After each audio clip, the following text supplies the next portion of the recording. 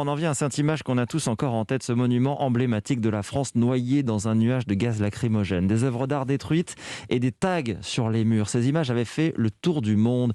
Ce sont celles du saccage de l'Arc de Triomphe lors de la mobilisation des Gilets jaunes. C'était le 1er décembre 2018, troisième week-end de manifestation. Aujourd'hui, un peu plus de 2 ans après les faits, 10 personnes vont comparaître. Parmi elles, Marion Dubreuil, aucun des principaux responsables.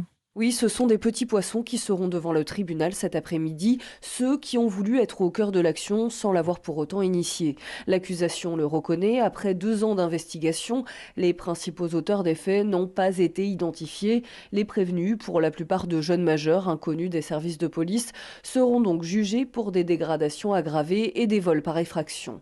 Pour avoir tenté notamment de fracturer une porte à coups d'extincteur, endommager une statue ou bien encore voler près de 300 cartes postales et des objets souvenirs comme une tour Eiffel miniature. Il fallait des coupables absolument, déplore une avocate de la défense.